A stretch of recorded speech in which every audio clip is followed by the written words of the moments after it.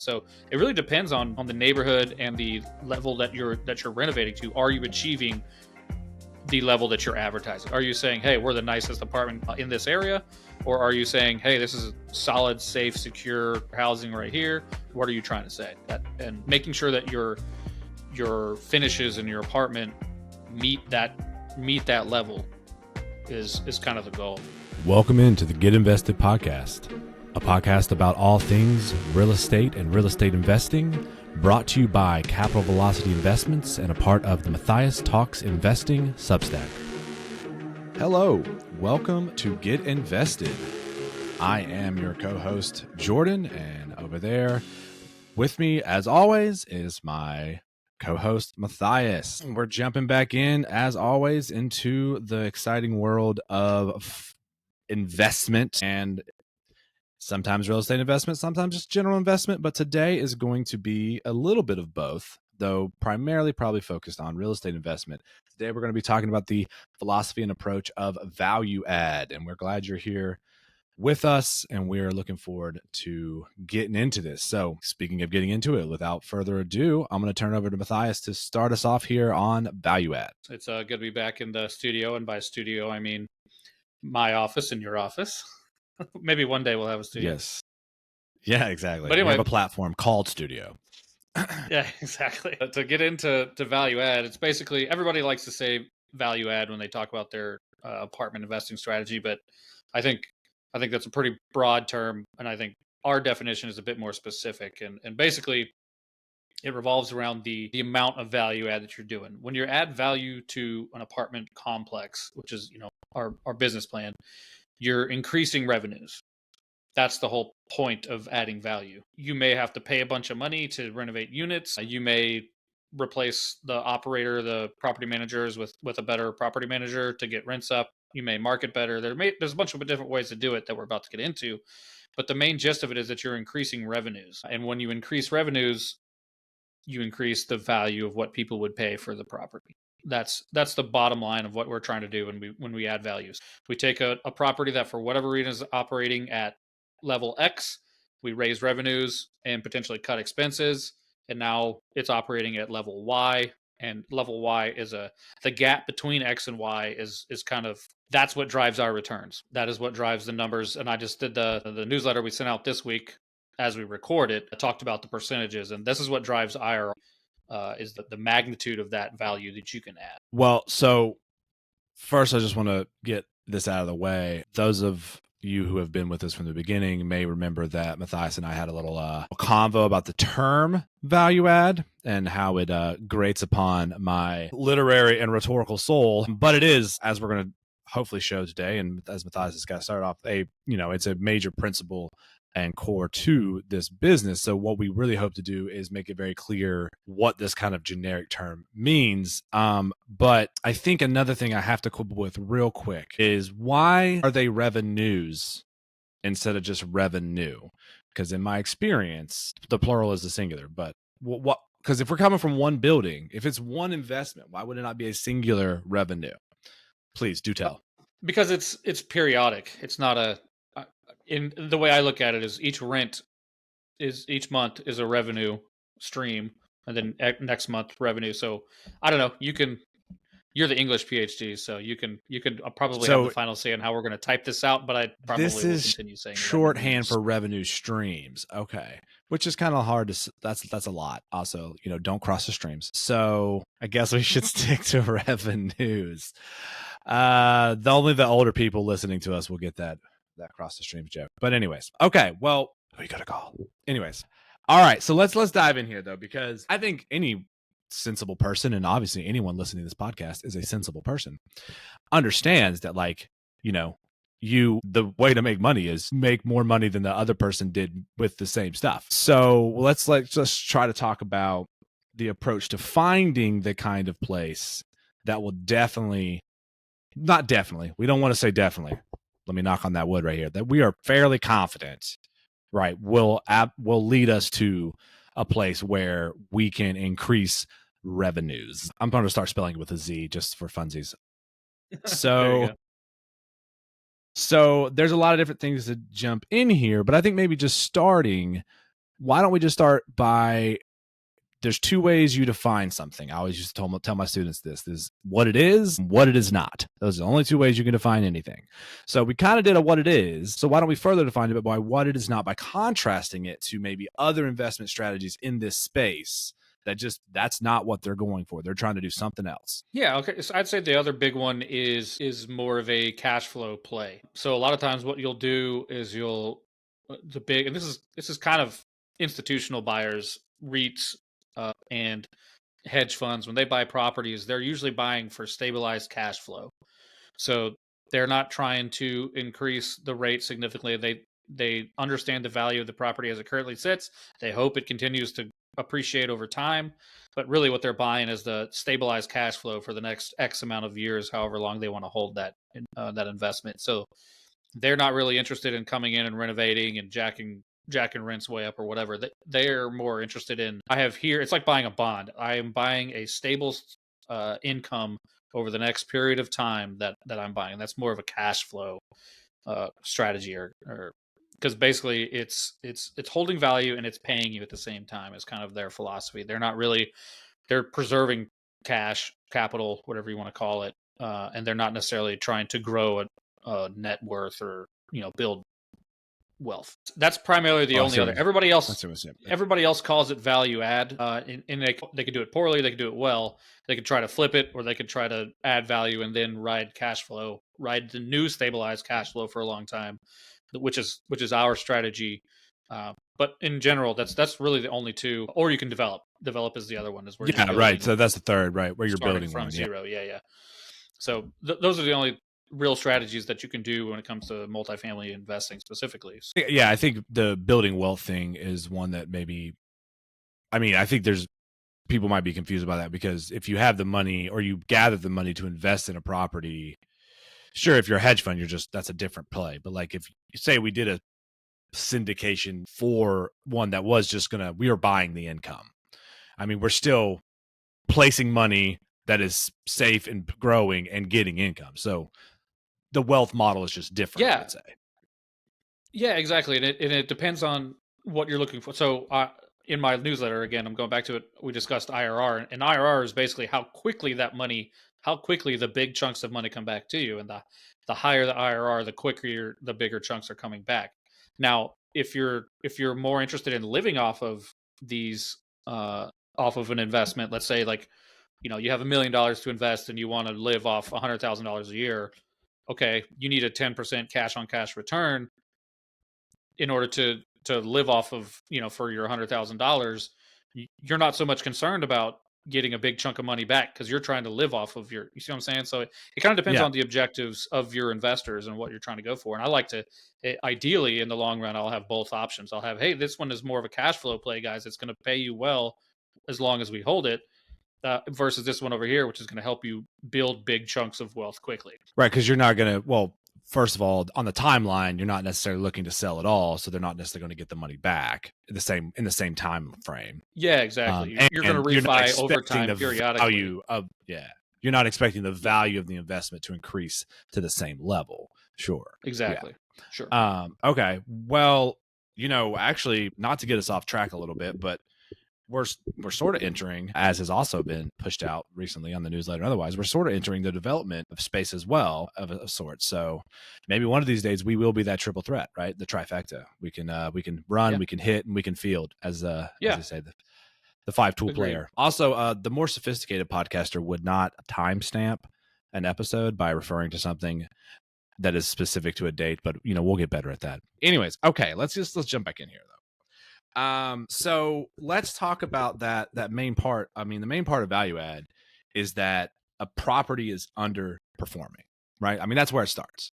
A property has potential that its current management, for whatever reason, incompetency, lack of interest, lack of money, whatever the case may be, is not maximizing that value. Can you give our listeners and me, of course, remember, you're trying to teach me too, a little insight into how you make that kind of calculation, like how you look at an apartment and think pretty sure that it will be able to, right? Because, we're going to get into the metrics a little bit, but just in general. Yeah. So one of the easiest ways that I can tell a property is underperforming, doing no other research, is if I can find it on apartments.com or rent.com or whatever. And I go, it's like, you go on Zillow, I'm trying to find a property to rent if as a renter.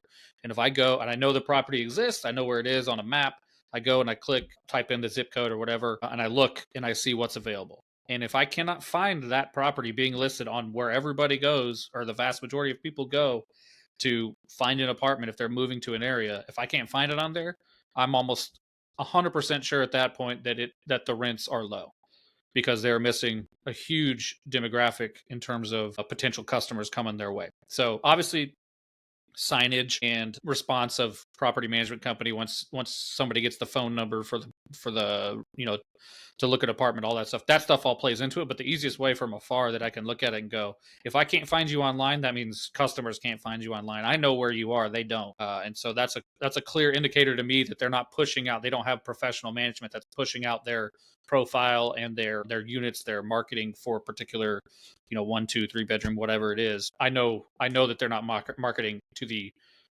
level that we expect of our managers. So it's that's a clean kill in terms of in my opinion.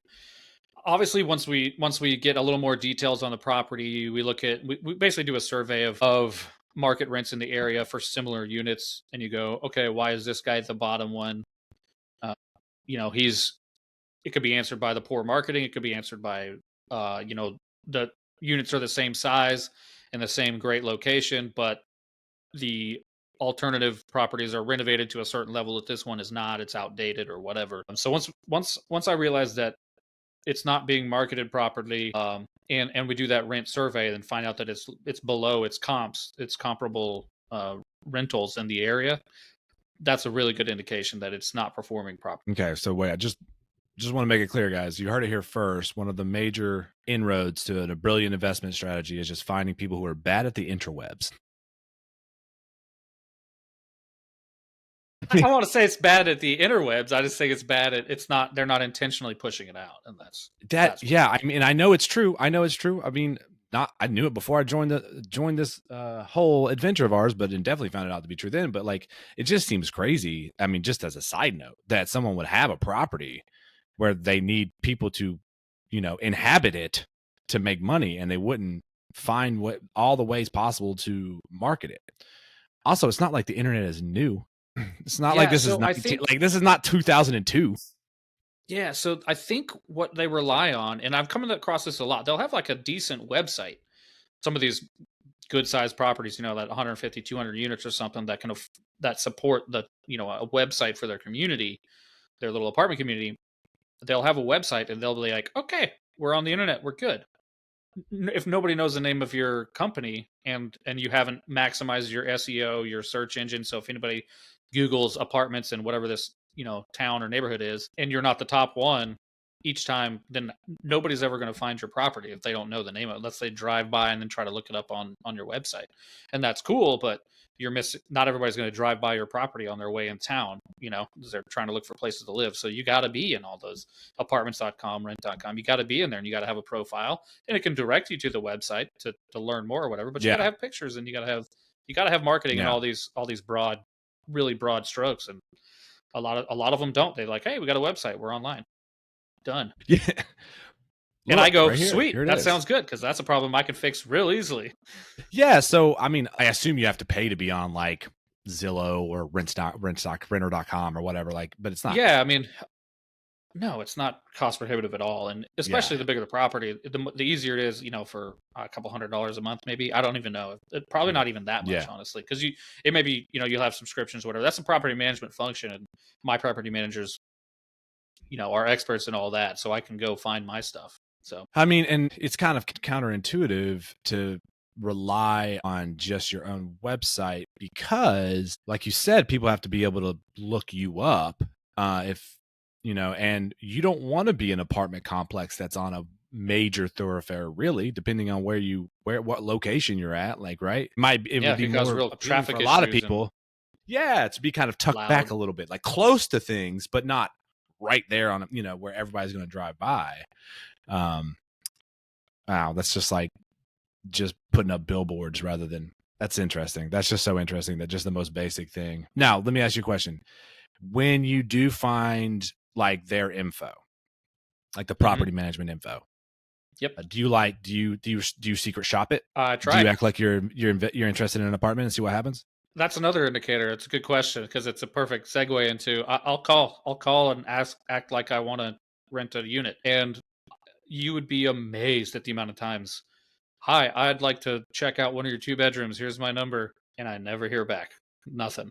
I either they don't answer and I leave a message, or they don't answer. There's no answering machine, or and I haven't been. There's properties that I've called multiple times. I've never been called back, and then I go. I know for a fact that they're not 100% occupied. So I'm like, well, first of all, that's just poor business practices anyway. Because you should be, if you're even if you're 100%, you should be building a list and say, hey, we'll let you know. Mm-hmm. You're number one as soon as we get one vacant or coming vacant. We'll let you know. That's Right. how you're supposed to do it. But that they must just have so many people that they don't want another tenant. So that's something that I run into a lot. That's another one is if they don't even respond to it. I was like, if I walked in there, I've walked into I've secret shopped an apartment complex before, and the office was locked and closed. It was in the middle of a day on a work day, and there was nobody working in the office. It was just like, see you later. You can call if you want. We won't answer. But and I'm like, I don't understand how you manage a business like this, but it you find it. What about email? Do you shoot emails acting like you are I've done that interested too. too, Yep, or done it all. yeah, Yeah, yeah. it's all to see like, hey, what's the customer service like? What's a lot of property owners. I don't think I have a big enough portfolio to really worry about it yet, but a lot of property owners or They'll do it asset themselves. managers like we do will do their own properties and and check up on Yeah. their own property managers. Please, can I play the boss in an undercover boss situation? That would, yes. Please let me do that. I want to do this. This would be awesome. Okay. Now, so that we're talking about quality, obviously. That this is a quality assessment. So that's management.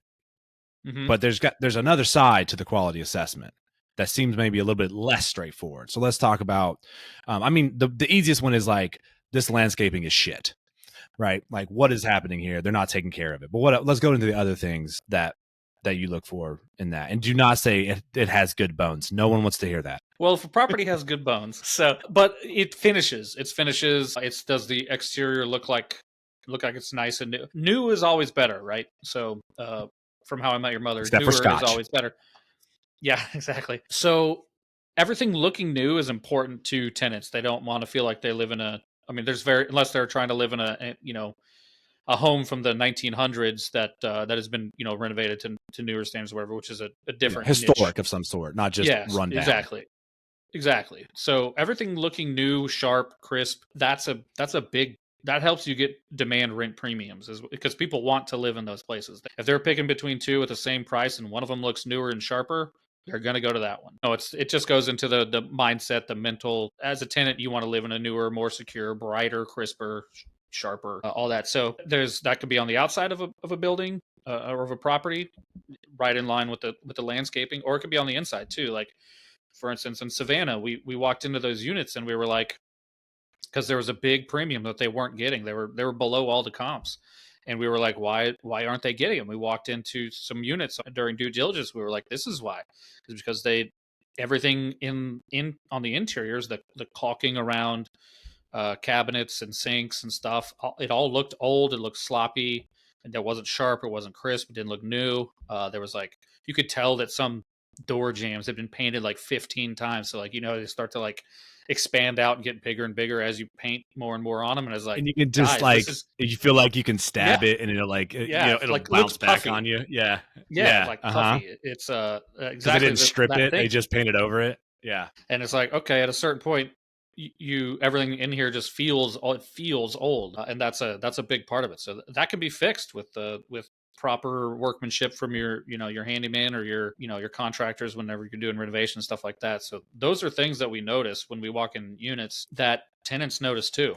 So we always try to assume to look at it as the tenant would look at it, and the sharper, crisper, newer looking, the door handles, doorknobs, like newer, the polished nickel, whatever, just little things like that they just help the property feel younger, feel newer, regardless of the actual age of the property. That's almost irrelevant. But really, does it feel new, crisp, and fresh? That's what we go for in our properties. And how we identify when a property doesn't feel like that there's some room to run. I mean, in some ways, actually, it's not actually a room to grow. It's a room to remove, right? They have too much paint on the walls. You need to get rid of it. That's an architectural tip there, everyone. Doors are so important because they're focal points. You don't necessarily pay attention to any particular part on a wall, but a door, you got to walk through it and you got to open it. So if a door is new and a handle is new, it's going to draw the attention. Now, I mean, I think the bigger thing that everyone probably kind of understands is if you walk into an apartment and it's got dingy Formica countertops and older appliances and suspect carpet and stuff like that. Yeah, But and so I do want to say that there's not anything inherently wrong with the Formica countertops and older appliances.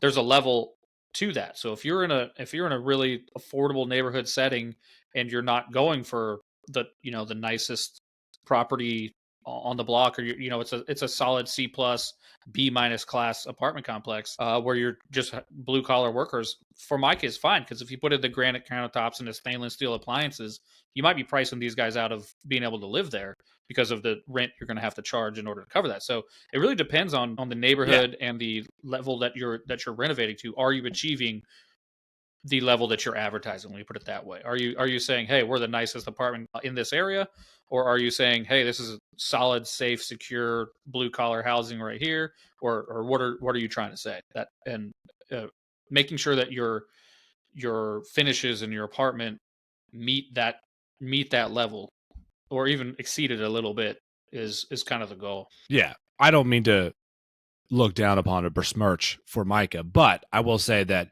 if you're talking about looking new and sharp, an old Formica countertop is not Very going to look much less great. bad.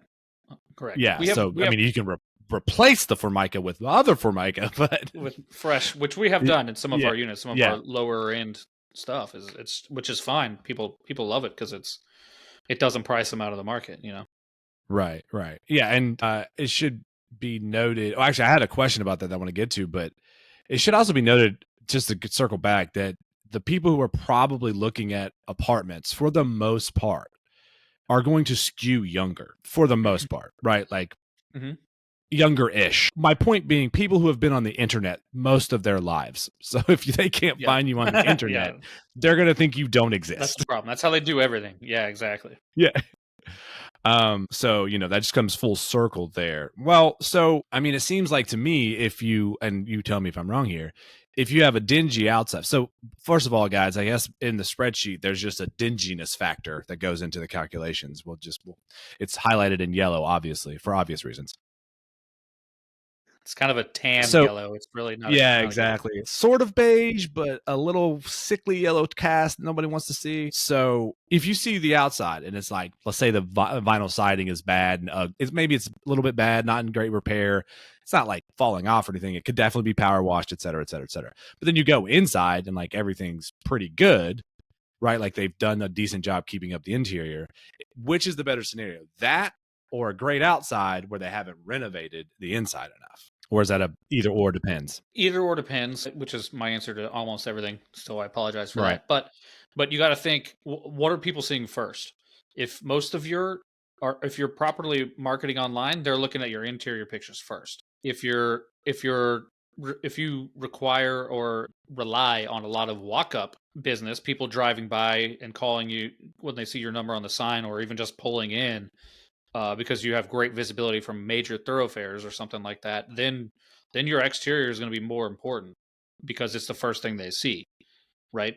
People can get over, lackluster, let's call it lackluster landscaping, if what drew them to the property in the first place was dazzling interiors and large closets and all these things that you have pictures of online in your market. So I'd say it's whatever they see first is probably most important. Obviously, you want to have both of them up to high levels, but I'd say whatever they see, whatever your target customer sees first, is probably the most important factor. I mean, I gotta say, in my own history of apartment shopping, like you can definitely get past either like the landscape of being sparse or maybe the outside like not being like as crisp as it could, or maybe you can tell that it's had some age, but then you walk inside and you're like, whoa, okay, like I'm not gonna be living outside my building, so this is Hopefully. yeah, this is cool. I like this. Here's another. We had the whole conversation about pantries being key, right? Another one that I think is key in this space is a solid balcony outdoor space. I think not enough people pay attention to that because like you feel kind of cramped in an apartment sometimes. You need a little fresh air, get outside. Yeah, that was always one I was looking for. Like, whoa, look how big this balcony is. Well, for me, I could put plants out here, but anyways. So let's talk about these renovations though, because that's a big part of it, right? Like part of the value add strategy here is ideally we find some place that there's been some renovation, but they haven't kept up and they haven't therefore kept up with the market. And we've looked at the prices and seen that we could bring it up. So let's talk about renovation calculations. What's that look like? How's that work? I mean, I think that's probably one of the biggest pieces of this. Well, the first thing you do is you want to determine what level you want to achieve. For renovation calculations, we look at obviously the level that we want to renovate to. We evaluate the market. You don't want to go into a lower class neighborhood, a low income neighborhood, and renovate to luxury standards because nobody in that neighborhood can achieve or can pay those rents. They can afford to pay those rents. So you decide your market. You go, okay, you take maybe the nicest three properties of similar class, and you go, what rents are they getting? And three or four, let's say, you do basically a survey because there's some who knows what's to say that there's three or four properties that aren't being run quite correctly. So maybe nobody's getting the premium that they could be getting. So you would evaluate that according to size of the unit and what you expect them to be able to pay. You also kind of you do an analysis of what the income in the area is, and you want to stay below that three times rent equals your income threshold. You want to stay below that. And that means that people actually can afford. They make enough money to live at whatever this rent you're projecting. So once you've decided that, you go in and the more honestly the bigger scale of renovations, the cheaper it is per unit, right? So if you have a contractor and they're doing 50 units for you, kind of all one by, all in sequence, they're going to give you it's like, okay, cool. We, gave them a job for the next 2 months. They're going to give us kind of a better deal on that versus doing one unit renovation. You're going to pay probably, up 8 to 9, 10,000 per unit for doing one at a time versus 6, 7,000 per unit to do the same level of renovation. So obviously economy of scale definitely helps on that. But that's basically how we calculate what we're going to do. Do we want to put granite countertops and stainless steel because it makes sense, and that's how we can achieve the same level of rent our competition is at, but maybe even a little better. It all depends on what the analysis is saying. Right, and then so that goes back to for those of you who have been with us from the beginning, we had a conversation about the different types, the letters A, B, C types of apartment complexes and what you're aiming for. And A is like the luxury apartments where there's lots of amenities and a lot of things offered, services as well. Often in like downtown loft type situations where you're in a high rise, or those are right. Class A luxury. Yeah.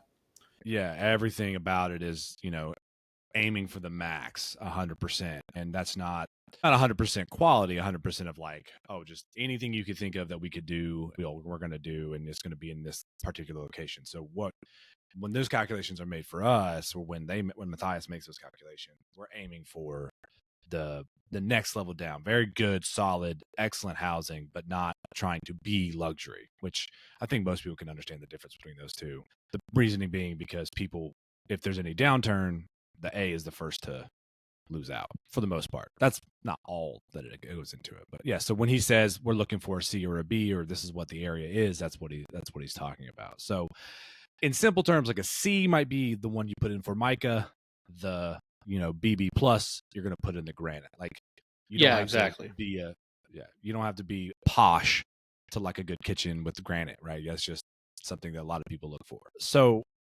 yeah, so that's an interesting point you made though about like how many to renovate at one time, because I mean obviously occupancy is a complicating factor in this. I mean, don't worry guys, no one's getting tossed out so we can renovate.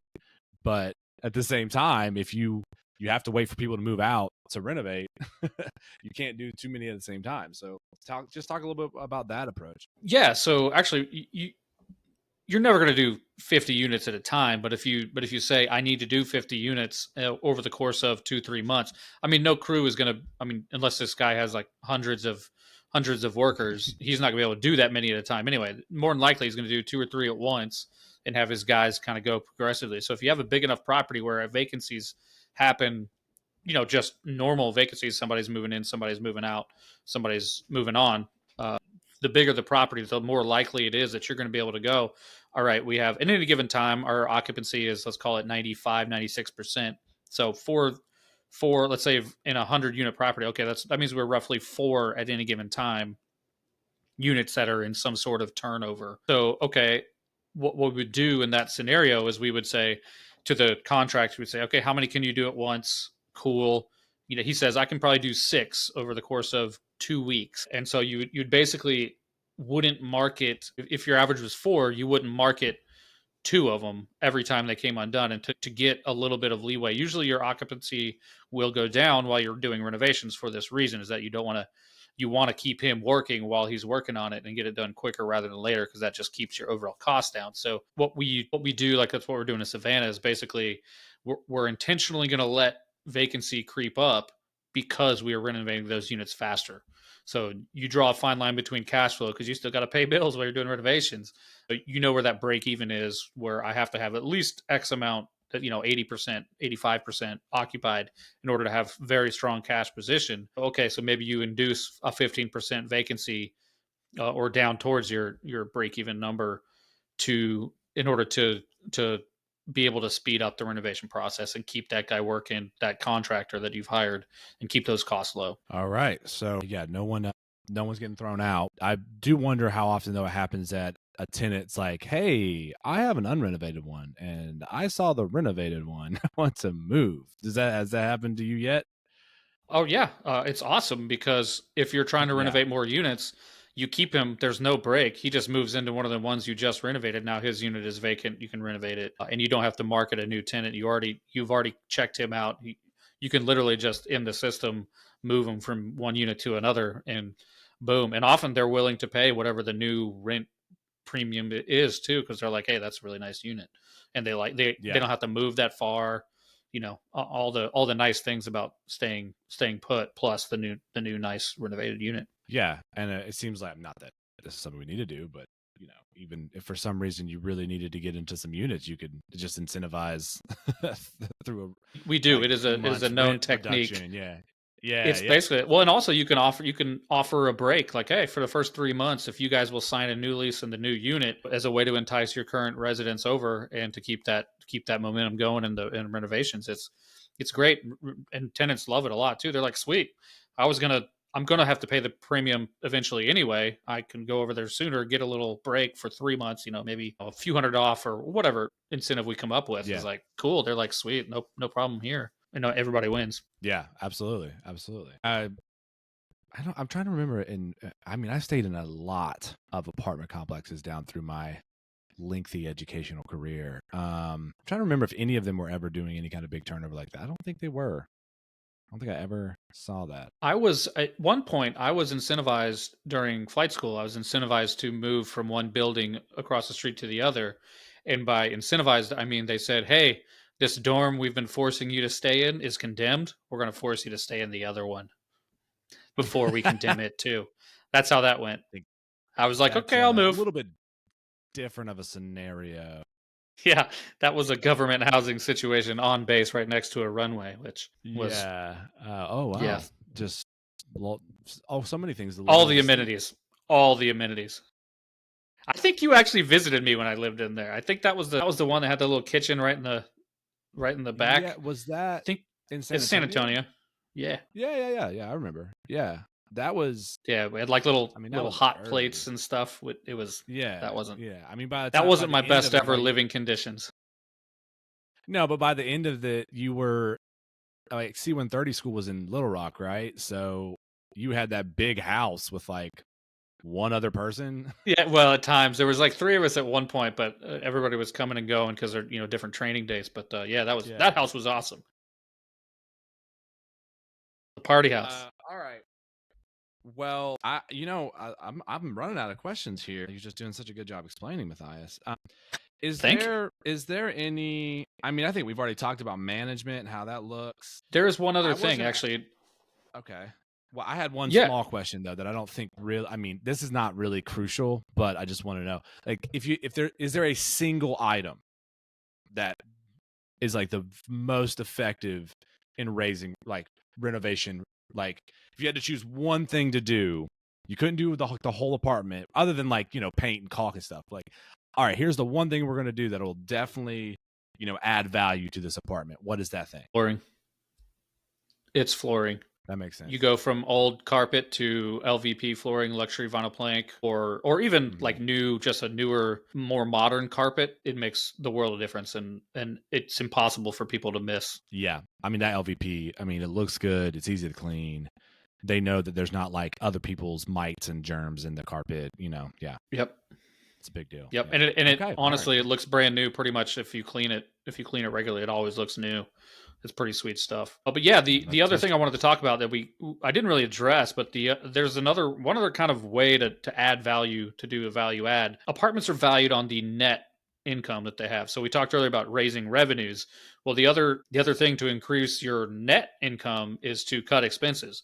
So there are properties that we come across where, and usually this is big when it's mom and pop kind of, this is our retirement plan. We're going to operate this apartment community as a day job. That's what we do, is we run the thing. The owners do it everything themselves, and there always ends up being a lot of value to add to those, because it's really hard to run a thing by yourself, especially the bigger you get. And sometimes we'll be looking at like a 70 unit complex that one person's doing, and like they're cutting their own grass and they're doing all these things. But what they do is the expenses are usually higher on that, because what they do is they try to tax incentivize, try to do it as the most tax advantage way possible. So they'll accept high expense. They'll pay themselves potentially, or they'll pay friends, or family high expenses, in terms of like, hey, our groundskeeper is my son, and I pay him a higher percentage because I can write that off as an expense. I like above Mhm. market rates in terms of all the different costs associated with running a property. You'll see that a lot. Like they'll be paying thousands and thousands and thousands of dollars for an accountant, or that turns out they're doing the accounting themselves. That are just another way they're paying themselves in a tax advantage way. All this stuff is perfectly legal, but when you pull up the trailing 12, as we talked about before, and look at the Mhm. expenses, you're like, oh my Right. goodness, they're spending a crazy amount on education. That I've seen that recently in a property that they clearly were. They called it professional education, professional development, or something, and it was like, Continuing education. Yeah. Yeah. yeah, things like that. It's like that is not that is something that you can write off. The IRS lets you write off, but it in no way required for running an apartment complex. So you'll see that a lot too. So, and then there's other ways, like maybe they're the way they charge tenants for water or utilities, or the way they're paying utilities, versus letting the tenants pay them. All these things can be ways that you can really cut costs, and that that frankly adds value. So if you can run in, take over and run things more efficiently, that's adding value too. And a lot of times it ends up being a mix of like all of the above when you take over. Because if they're messing up one thing pretty good, chances are they're not really great at doing the other two or three aspects of controlling expenses, marketing, all these things we've talked Yeah. So that is interesting, the way in which they would have structured it to help them out as a single kind of entity, or a personal private, versus when you're taking over as a syndication with a management program, or about. Yeah, management team. Excuse exactly. me, not a management program. Yeah. I'm not allowed to like funnel my property manager or my professional development, you know, expenses through a property that I own with investors, because that's me just, bilking my investors if I'm doing that. So, Right.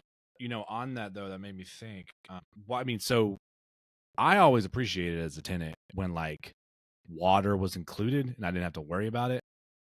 And it felt like I was probably paying more than I had to, maybe, but it didn't matter. It was like maybe a little bit more, but then I didn't have to worry about it. Is that usually the case? I never really investigated it, because you don't have a choice. If you like the place to live, you do it however they want to do it. But I just never wanted to mess with anything but power. so yeah, so it depends. So number one is you can't bill tenants for water if it's not metered, or like you Oh, that's can't true. just If it's one big completely thing, remove yourself from the scenario. You can bill them back, but there's regulations on what you can do. You can never like charge right? over what the basically you take it and you prorate. If there's the three bedrooms have a higher rate, you take the entire water bill for the whole thing. Three bedrooms account for X amount of it. And there's a bunch of like regulations on how you're supposed to divide it all up, but it all ends up being you're never really recoup more than 80% of the costs in that scenario. and that's market driven. So basically, you look at all the other apartments in the area, how do they do it? What are tenants in our market used to? What do they appreciate? And that kind of drives what you're going to do. What you're capable of doing. If they're individually metered, if each unit is individually metered, you're almost always going to go let the tenants take care of it, and they'll be billed directly from the water company. And honestly, the problem with that we've experienced, the problem with having it paid, obviously you don't have a choice if it's not metered, but having it paid out of sight, out of mind for the tenants, meaning it's included, is that they tend to use a whole lot more I'm because they're sure. not worried Yeah, about it. sure. Yeah. You know what I mean? So it's like the overall bill would go down for everyone if you could find a way to tell that to everyone. It's like, hey, you guys, everybody could do less if you guys would stop going, hey, it's already included. What? Showers for all my friends, Is or that a baths or thing whatever, a phenomenon you've whatever. witnessed? A shower Well, party? we have had tenants that like I can't make this up, use the faucet as a sound machine to sleep at night. Yes, sir. No. Yes, sir. We've and My that gosh. particular tenant That's was crazy. was not 100% able to live on their own. It was determined shortly after that. So that wasn't. Okay. That's not a normal thing. It was a person Yeah. struggling, and I mean, and, you and don't we have to found a be like an eco maniac to be like, probably shouldn't be doing that. Cost yeah. Now wise, ecology wise, like, that's the water insane, company man. called us and was like, "You have a huge leak," and we spent 2 days with scoping lines and everything. Because we can't find this leak, and they're like, "Well, find the unit where this is going on." But the person was only doing it at night, right when they're trying to sleep. Right. So like when we're over there with people during the day, we're like, I don't It's not understand it. happening. So we eventually figured it out, and it was like, oh my gosh. And that person, I think that person is getting help now, but that was an interesting one. Look at you, the gumshoe out there, solving mysteries. Gonna have to you have to turn that into some kind of comedy noir. You know what I should? We should do a Maybe LinkedIn post maybe it about should be that. like That's a good idea. you should do a LinkedIn post about that. Maybe even a newsletter. I don't know. Maybe it's trying to maybe write it as a Hardy Boys like scene. That is, I mean, because dude, that's an app on your phone. It'll give you Babbling Brook like that. This person was in dire straits as it kind of became apparent. Oh my goodness. Okay, well, I guess the only last thing I have is like, I don't know if this even really applies, but I'm just wondering about, when you're starting to try to structure the investment and the loan, and you're thinking long term about refinancing, and like, what's that play in with the renovation timeline, how much renovation there is, goals, like what's that interplay there? Yeah, so we basically would time our projections for the end of or for basically being stabilized, right? That's what you can refinance when you're stabilized at the new premium level, at the new income level, as it were. So we go. It all depends on the level of the renovations. We kind of we have a pretty good idea. We've been doing it a while, knowing how long it takes to do what in what size units. So basically, you do that. You multiply it by how many you can do at a time, and how long, and then you basically predict how long you think it'll be to renovate all the units. And then you basically a year after that, now you've had, so you put everybody up, you're done renovating, you're now stabilized at the new high level. You want to be able to show the bank a period of time. Sometimes it's 3 months, but it's usually easier to do, easier to talk to the bank and stuff. If you got 6 months at a certain level of income, they're like, yeah, let's go, let's do refinance. You guys have added the value to this property. We're good to lend you The income has more gone money on up, this the property now and pull revenues, cash. these So streams are basically, rising. we just build timelines on top of each other, and kind of from day one, how long is it going to take to do a unit, how many units we doing, how many can do at a time. All of those factors go in, and then that gives us our projection. And then, me, we add a lot of time onto that.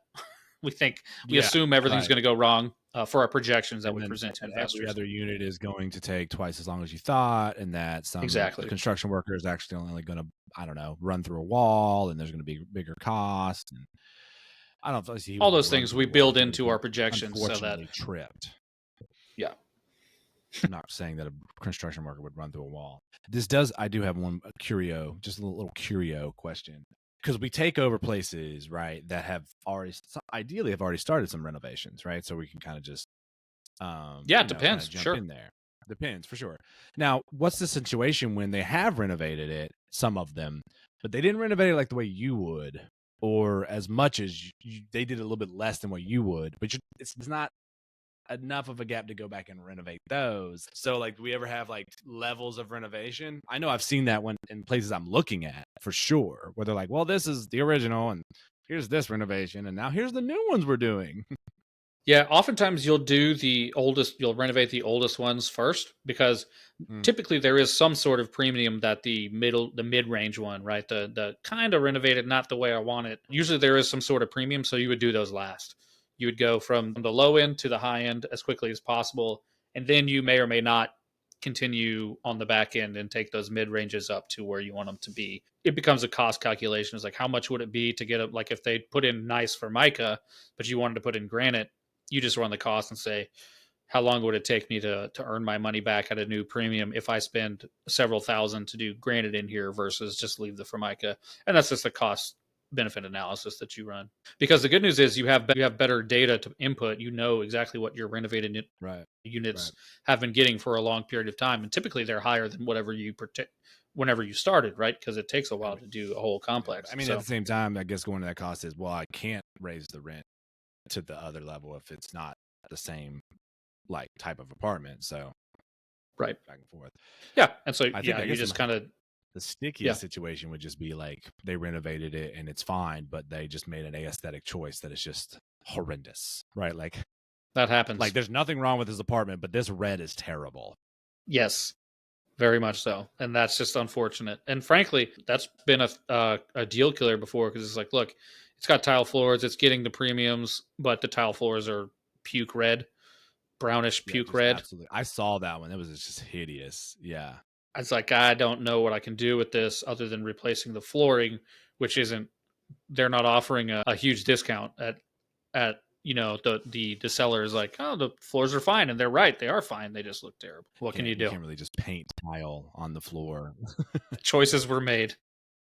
You really hope that whoever put that in did get a discount on that tile. I don't know, maybe they found some really cheap tile. Yeah, maybe. Well, I think I've run out of questions, and I suppose based on the whole premise of this podcast that means we've reached the end. If I don't understand, if I don't have any more questions and I understand things, then that's always the goal.